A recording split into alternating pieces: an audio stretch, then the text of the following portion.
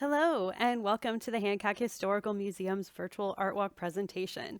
I'm Joy Bennett, the curator and archivist, and I'm going to take you behind the scenes in researching an object or two in the museum's collection and the rabbit hole that generally ensues. Did you know that the first Friday art walk in the United States occurred in 1981? Interestingly enough,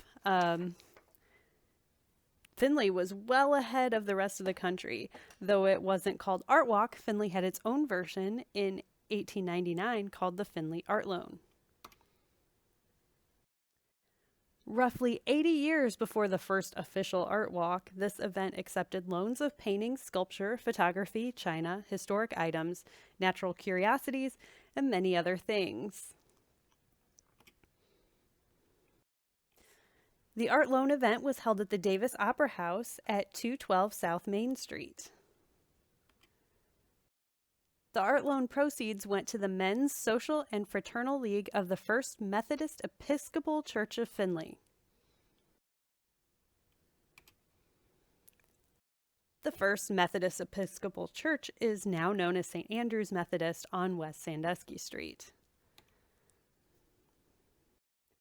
The Art Loan catalog lists the items loaned by category as well as the person who loaned the item. We recognize quite a few names here. Mrs. Dr. Tritch, Mrs. J.C. Donnell, and Mrs. Lineweaver.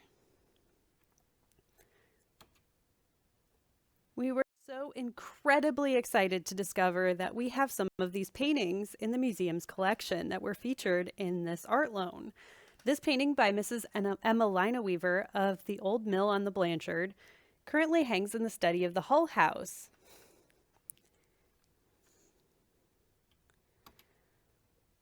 And this painting of roses by Mrs. Lineweaver has made its home in the formal parlor in the Hull House as well. Mrs. Emma Lineweaver was an artist and an art teacher, teaching local young ladies how to paint china and other artistic endeavors. Here you can see a picture of one of Mrs. Lineweaver's classes. Her husband, A.H., was a medical doctor, photographer, and artist as well, and he loaned some items to the art loan independently.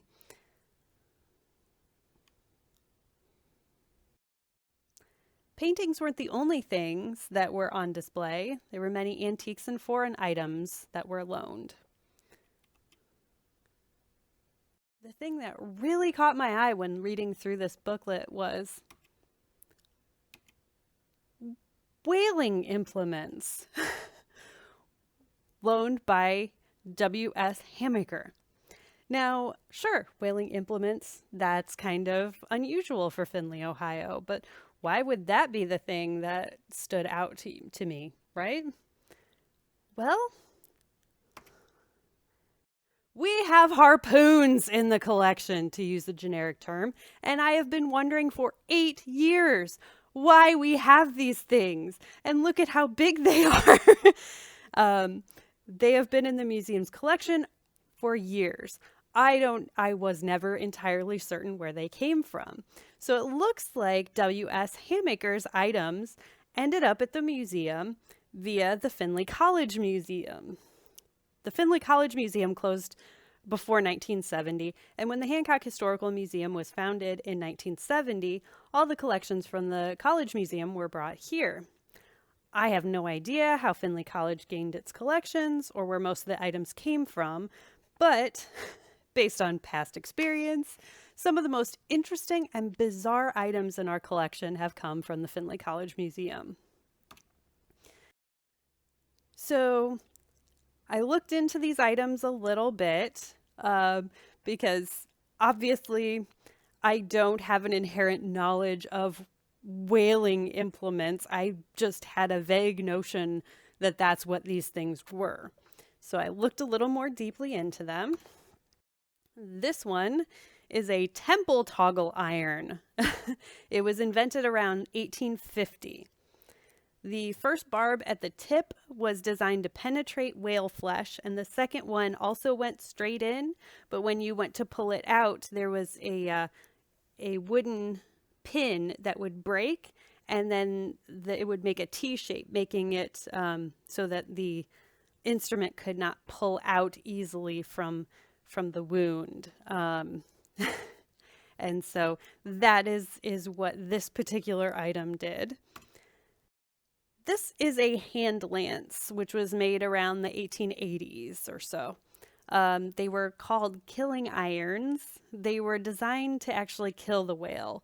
They were made in this leaf style so that you could easily stab and pull out the item. And this is the incredibly long one, which you could see I'm about 5'7", and it was far taller than I am. Okay, so we figured out what the items were. Now we got to find out about this W.S. Hammocker. So who was he and why did he have whaling implements? I found his obituary, thanks to Justin at the library. Not only was Winfield Scott Hammocker a newspaper man, but he joined a whaling ship that sailed down to Australia in his younger years. I obviously had to find out more. So then I checked the museum's collections, and hey, we had pictures of him as well as a few editions of the publication that he did later in life called Greater Finley. So going back to his obituary, at age 18, he joined a whaling expedition to the South Seas from Bedford, Massachusetts. It turned out he didn't really like whaling very much, so he went on what he called French leave and abandoned the ship in port in Australia. He traveled around the continent for a few years, farming and doing other labor on land, before deciding it was time to go home and rejoined his whaling ship at port again. So, whaling meant long periods of boredom punctuated by moments of intense, dangerous activity. When a lookout aboard the ship would spot a whale, crewmen would lower small boats over the side and row hard in its direction. As they approached, the harpooner threw a barbed harpoon at the whale, and then the other crewmen thrust their lances into the body. When it was dead, then the boats would tow the whale back to the ship. Does not sound like a very pleasant experience for anyone. So he returned back to the United States at age 22 and began working on different newspapers, including the Tiffin Star, the Upper Sandusky Union, the Bloomville Banner, the Tiffin News, the Findlay Courier, the Evening Jeffersonian, and the Greater Finley publication. So then I started checking the online newspapers for any sign of this W.S. Hammocker. Since he was a newspaper man, I figured I had a pretty good shot of finding some reference to him. So it seems in 1881, he purchased the jaw of a sperm whale and displayed it at county fairs and other places, charging an admission fee. Everybody teased him, thinking that he was going to get rich off of his whale jawbone. But obviously it did not make him his millions, because 2 years later, he sold it to someone in Cincinnati. And I do not know what happened to it after that. He became the postmaster from 1885 to 1889 here in Findlay during the first years of the gas and oil boom. Findlay grew exponentially during this time, and the village post office that he started out with was not enough to get everyone their mail, with all the new people coming in and the new houses being built.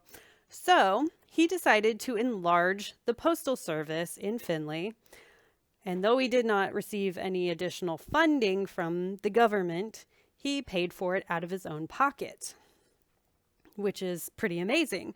Happily, though, thanks to Congressman Cole, in 1907, he was reimbursed by the government, which is great because he helped to make the post office the working entity that it is today here in Findlay.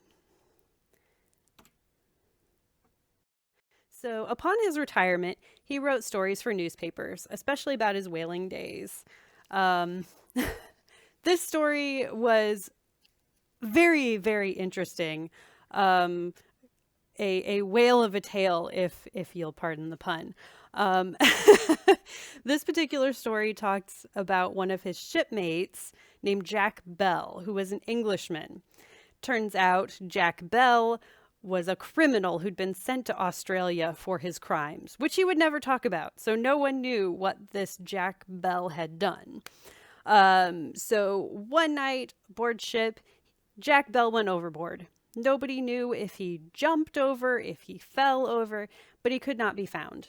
They looked all over because this was a big deal. You know, you did your best to make sure that no one went overboard. Unfortunately, they could not find him. So several days later, a huge shark was harpooned and brought on deck. The crew was curious for some reason and cut open its stomach. And a single pearl button was found. And they all recognized it as having been on the shirt of their friend Jack Bell.